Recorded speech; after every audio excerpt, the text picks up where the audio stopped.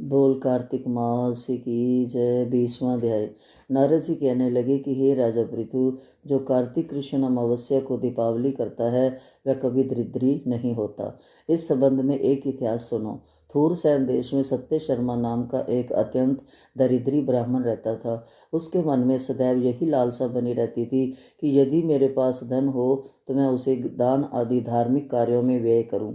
इसके लिए वह सदैव विष्णु का पूजन किया करता था। वह जो कुछ कमाता सब व्यय हो जाता। तब इस दरिद्रता निवारण का उपाय पूछने पर एक विद्वान से उसे बताया कि तुम धन की प्राप्ति के लिए शिवजी की आराधना करो। तब से वह शिवजी का उपासक बन गया।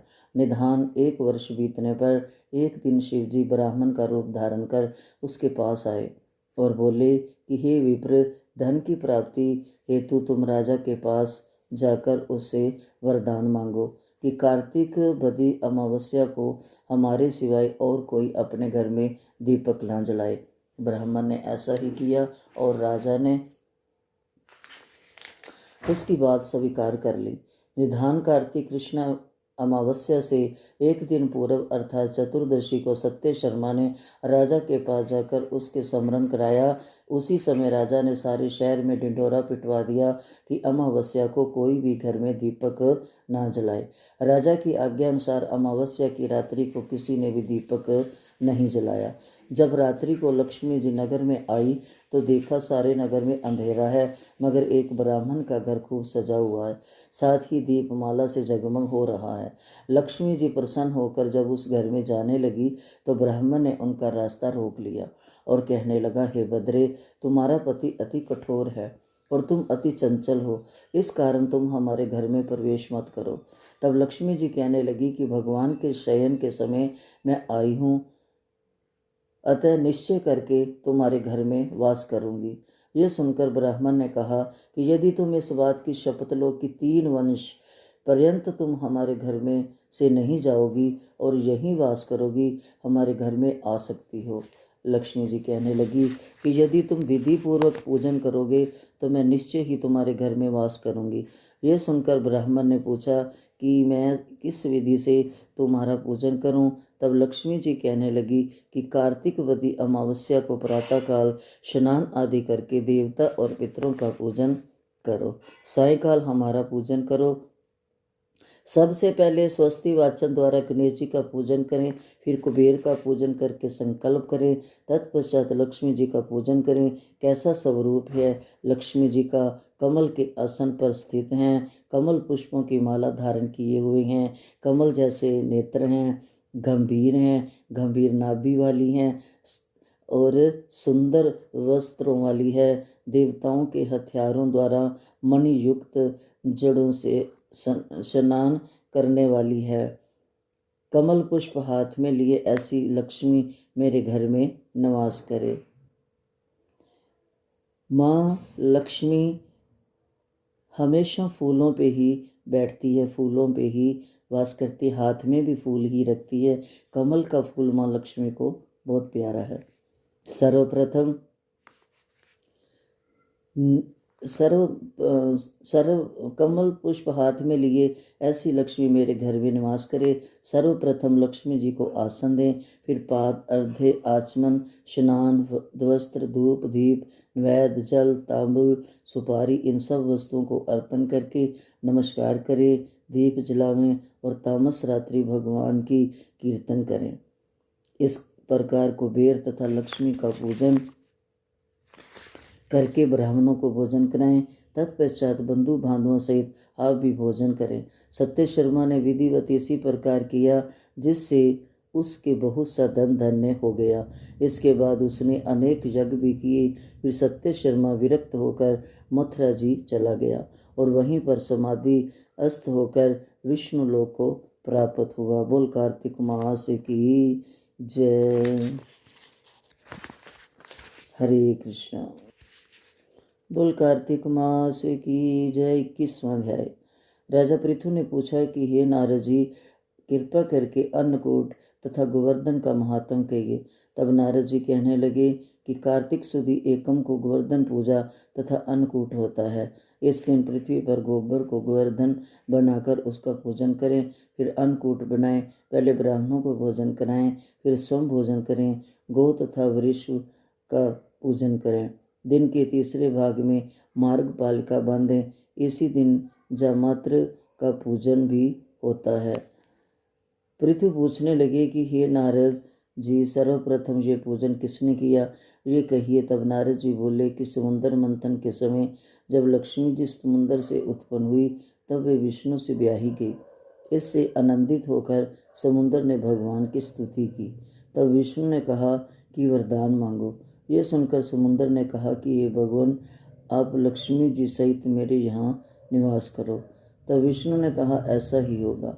उसी दिन से दामाद का पूजन आरंभ हुआ है। जो कोई कार्तिक सुदी एकम को दामाद का पूजन करता है, वह सब पापों से छूट जाता है। बोल कार्तिक मास की जय।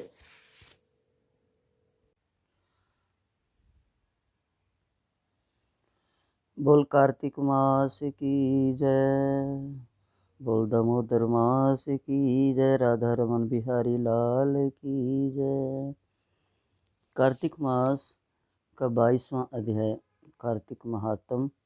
नारद जी कहते हैं कि हे राजन, कार्तिक शुक्ला दूज को यम द्वितीया कहते हैं। इस दिन यमुना जी में स्नान करके यमराज का पूजन करते हैं। इस द्वितीया को भैया दूज भी कहते हैं। इस दिन भाई अपने घर भोजन ना करे। अपनी बहन ना हो तो गुरु की कन्या भी बहन के समान होती है, अतः उसे ही बहन माने। उस दिन बहन अपने भाई को तिलक करके भोजन कराए। आप भी अपनी श्रद्धा तथा सामर्थ्य अनुसार दक्षिणा दे। इतनी कथा सुनकर राजा पृथु ने नारद जी से पूछा कि हे नारद जी, सब क्षेत्रों में उत्तम क्षेत्र कौन सा है। नारद जी कहने लगे, राजन, सब क्षेत्रों में उत्तम गंगा तथा यमुना का संगम है, जिसमें स्नान आदि करने की ब्रह्मा आदि देवता भी इच्छा करते हैं। गंगा के स्मरण मात्र से ही मनुष्य के अनेक पाप नष्ट हो जाते हैं। गंगा जी में स्नान करने से मनुष्य के पाप नाश होकर कई कुल परम पद को प्राप्त हो जाते हैं। गंगा स्नान की अभिलाषा करने से मनुष्य अनेक जन्म के पापों से मुक्त हो जाता है। ये समस्त संसार माया रूपी बंधन में बंधा हुआ है, मगर गंगा इस माया रूपों बंधन को काटने वाली है। गोदावरी, कृष्णा, रेवा, अमरवती, ताम्रपर्णी, सरयू आदि सब तीर्थ गंगा में स्थित हैं। काशी क्षेत्र में भी सब क्षेत्र में उत्तम है, जहाँ देवता वास करते हैं। वह मनुष्य धन्य है जो अपने कानों से काशी क्षेत्र की कथा सुनता है। बोल काशी धाम की जय। काशी विश्वनाथ की जय। जो काशी जी का सेवन करते हैं वह जीवन मुक्त हो जाते हैं। यदि प्रातः काल के समय कोई काशी क्षेत्र का स्मरण करता है तो वह भी मोक्ष को प्राप्त होता है। जय जय विश्वनाथ गंगे हर हर महादेव शंभु।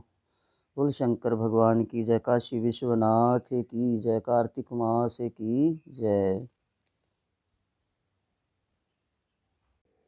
बोल कार्तिक मास की जय।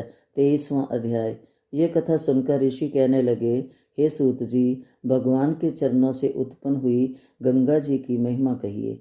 तब सूत जी ने कहा, हे ऋषियों, जो कुछ नारद जी ने राजा पृथु से कहा वही मैं तुमको सुनाता हूँ। इत्यादि सब देवताओं को उत्पन्न करने वाले कश्यप जी की 2 पुत्रियां थी। एक अदिति जिसके पुत्र देवता कहलाए, दूसरी दिति जिसके पुत्र दैत्य हुए। देवता तथा दैन्यों का नित्य ही किलय रहा करता था। उस दिन विरोचन का पुत्र अर्थात प्रहलाद का पुत्र राजा बलि दैत्यों का राजा था। उसकी सेना अत्यंत विशाल थी। उसने समस्त पृथ्वी को जीतकर स्वर्ग का राज्य प्राप्त करने के लिए देवताओं पर चढ़ाई कर दी। इंद्र के राज्य को चारों ओर से घेर लिया। देवता भी युद्ध करने के लिए बाहर आए। तब अत्यंत घोर संग्राम हुआ।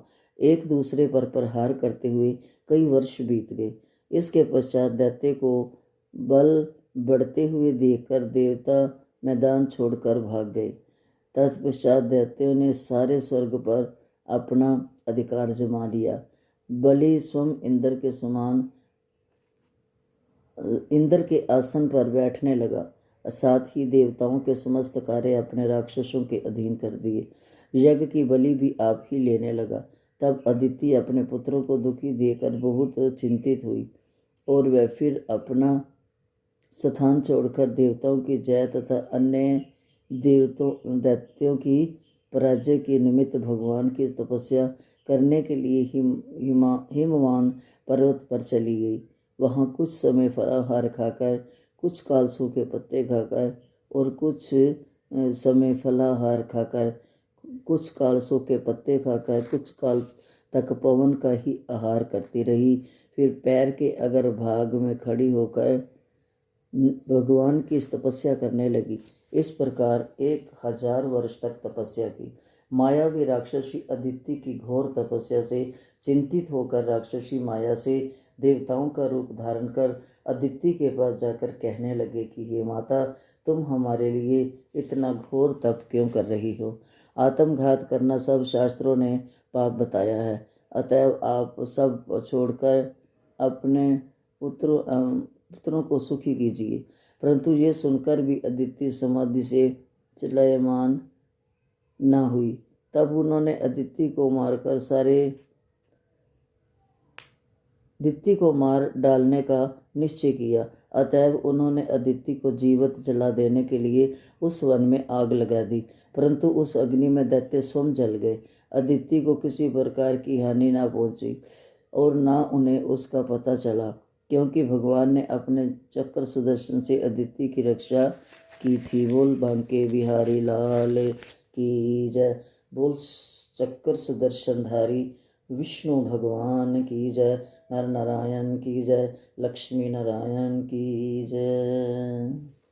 कार्तिक मास की जय। हरे कृष्णा। बोल कार्तिक मास की जय। ऋषि पूछने लगे कि हे सूत जी, बड़े आश्चर्य की बात है कि अदिति अग्नि में नहीं जली। तब सूत जी ने कहा, इसमें आश्चर्य की कोई बात नहीं। जिस भगवान के स्मरण मात्र से सब संकट दूर हो जाते हैं, उनका ध्यान करने वाले भक्त को कौन कष्ट दे सकता है। जब अग्नि शांत हो गई तब चक्र सुदर्शन धारण करने वाले भगवान विष्णु स्वयं अदिति के सामने प्रकट हो गए और कहने लगा कि हे देव माता, तुम्हारे इस कठिन तप से हम अत्यंत प्रसन्न हैं, इसलिए वरदान मांगो, तुम्हारा कल्याण होगा। तब अदिति ने हाथ जोड़कर भगवान की स्तुति की कि हे भगवान, आप मेरे पुत्रों की रक्षा कीजिए। हे भगवान, आप अंतर्यामी हैं, सभी कुछ जानते हैं, अतएव मेरे पुत्रों को अकंटक राज्य दीजिए।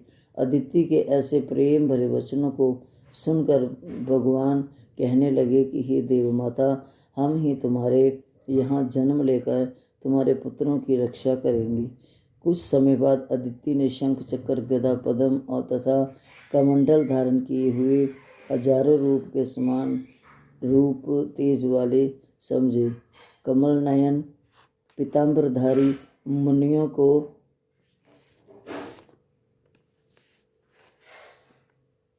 मुनियों द्वारा स्तुति किए गए दैत्यों के नाश करता भक्तों के प्रिय वामन भगवान पुत्र रूप में देखा, जिनके हाथ में कमंडल था, शंख चक्र थे। अदिति के गर्भ से जो प्रकट हुए ये वामन भगवान, जो बलि से दान लेने के लिए उनका देवताओं का सारा राज्य। तो बोलो वामन भगवान की जय। तब कश्यप आदि ऋषि भगवान की स्तुति करने लगे। जो कोई वामन भगवान के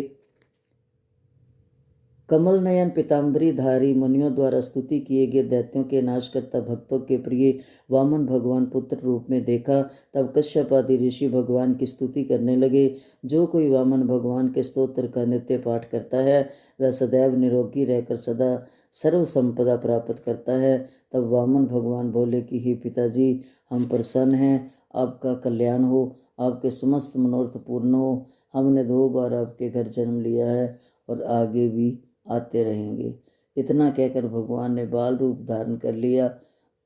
उधर राजा बलि ने शुक्राचार्य को अपना आचार्य बनाकर बड़ी भारी यज्ञ आरंभ किया, जिसमें लक्ष्मी जी सहित हवि ग्रहण करने के लिए भगवान विष्णु का आवाहन किया।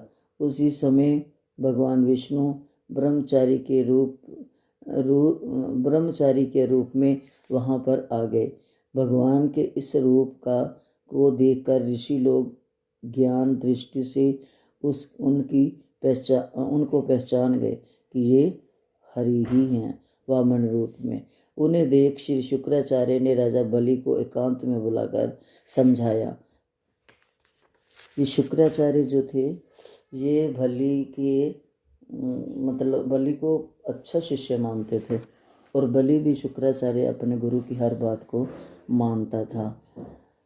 बोल शुक्राचार्य की जय, बलि की जय, कृष्ण भगवान की जय, वामन भगवान की जय, कार्तिक मास की जय। बोल कार्तिक मास की जय। 25वां अध्याय। शुक्राचार्य जी कहने लगे कि हे राजा बलि, विष्णु तुम्हारा राज्य लेने के लिए अदिति के गर्भ से जन्म लेकर वही तुम्हारे यज्ञ में आए हैं, सो तुम इनको कुछ भी देना मत। राजन, मेरा कहना मानो। नीति शास्त्र का कहना है कि अपनी बुद्धि से गुरु की बुद्धि अधिक लाभदायक होती है। तब बलि कहने लगा कि गुरुजी, आप मुझे अधर्म की शिक्षा क्यों देते हैं? घर पर आए हुए याचक को दान न देना राजा के लिए अत्यंत अधर्म की बात मानी जाती है, और यदि विष्णु भगवान स्वयं ही याचक बनकर आए हों तो उनका तो कहना ही क्या है। इसके बराबर तो मेरे लिए सौभाग्य की कोई और बात हो ही नहीं सकती। जितना भी यज्ञ करता हूँ केवल विष्णु की प्रसन्नता के लिए ही करता हूँ। अतएव ये वटुक जो भी मुझसे मांगेगा मैं अवश्य इसको दान दूंगा। इतने में ही वामन भगवान राजा बलि के यज्ञ मंडप में आ गए। तब बलि ने अर्घ्य आदि देकर उनको यथोचित आदर सत्कार किया। फिर हाथ जोड़कर खड़ा हो गया और कहने लगा, ये नाथ, मैं कृतार्थ हो गया। जो आज स्नान आपने यहाँ आकर दर्शन दिए वो गंगा स्नान के समान हैं। इससे मेरे भाग्य उदय हुए। अब आप आज्ञा कीजिए कि मैं और आपकी क्या सेवा करूं? मैं तो आपका सेवक हूं। भगवान कहने लगे कि हे राजन, हमको तप करने के लिए 3 पग पृथ्वी चाहिए। राजा बलि हंसकर कहने लगे कि हे वटुक, तुमने ये क्या मांगा? कुछ धन मांगते, कोई गांव मांग लेते, शहर मांग लेते। वामन जी कहने लगे कि हे दैत्यराज, मुझको किसी प्रकार का लोभ नहीं है। मुझे तो इतनी भूमि चाहिए जिससे मेरा कार्य हो जाए। हे राजन, पृथ्वी का दान करना राजा का परम धर्म है। भूमि दान करने वाला जन्म मृत्यु से मुक्त होकर विष्णु के परम पद को पाता है। हे राजन, हमें 3 पग भूमि दो जिससे हम भी मोक्ष का साधन प्राप्त करें और हम बैठकर तपस्या कर सकें। इतनी बात सुनकर राजा बलि जल युक्त टूटी वाला लोटा लेकर भूमि का संकल्प करने के लिए तैयार हो गया। तब शुक्राचार्य तपोबल से अपना सूक्ष्म रूप बनाकर राजा बलि को संकल्प करने से रोकने के लिए लोटे की टूंटी में जल रोक कर बैठ गए। वामन भगवान शुक्राचार्य के मन की बात जान गए। अतः उन्होंने एक तेज अगर भाग वाला कुशा लेकर उस लोटे की टूटी के छिद्र में डाल दिया, जिससे शुक्राचार्य की एक आंख फूट गई। इसके पश्चात राजा बलि 3 पग भूमि का संकल्प दे दिया। उसी समय भगवान विराट रूप होकर ब्रह्मलोक तक बढ़ गए। विराट रूप भगवान ने 2 पगों में सारा ब्रह्मांड नाप लिया। फिर पांव के अंगूठे से ब्रह्मांड फूट गया। उस फूटे हुए मार्ग से पानी के बहुत से स्तोत्र बहने लगे। भगवान विष्णु का पैर उस जल से धोया गया। वह निर्मल लोक पावन जलधारा का रूप हुआ। वही जल ब्रह्मा आदि देवताओं को पवित्र करता हुआ सप्त ऋषियों ने सेवित सुमेरी पर्वत के ऊपर पड़ा तथा गंगा के नाम से विख्यात हुआ। बोल गंगा मैया की जय। इस दृश्य को देखकर ब्रह्मा आदि सब देवता और ऋषि मुनि स्तुति करने लगे कि हे सबके स्वामी अनंत मूर्ति, आपको नमस्कार है। इस प्रकार की स्तुति सुनकर भगवान ने सब देवताओं को उनका अपना अपना स्थान दे दिया और बलि को रसताल में भेज दिया। उसको वरदान दिया कि अग्नि में बिना मंत्र के जो हवन किया जाता है तथा अपवित्रता के कुपात्र को जो दान दिया जाता है या हवन किया जाता है वह सब बलि को प्राप्त होगा। इस प्रकार भगवान ने देवताओं को सुंदर वस्त्र तथा जल भी अन्य दैत्यों को रसातल दिया। इतना सब कुछ करके विराट रूप भगवान वामन रूप हो गए। तब देवताओं तथा ऋषियों ने भगवान की स्तुति की, आराधना की। तदंतर वामन जी तप करने चले गए। इस प्रकार ऐसी पावन गंगा की उत्पत्ति भगवान के चरणों से हुई, जिसके स्नान एवं स्मरण मात्र से जन्म जन्मांतर के पाप नाश हो जाते हैं। हर हर गंगे, जय जय गंगे, पतित पावनी, निर्मल निर्मल, शीतल शीतल, पावन पावन, जय गंगे माँ। सबको पवित्र करने वाली, सबके पापों को धोवन वाली, हरि के चरणों का चरणामृत, गंगा मैया तेरी सदा ही जय।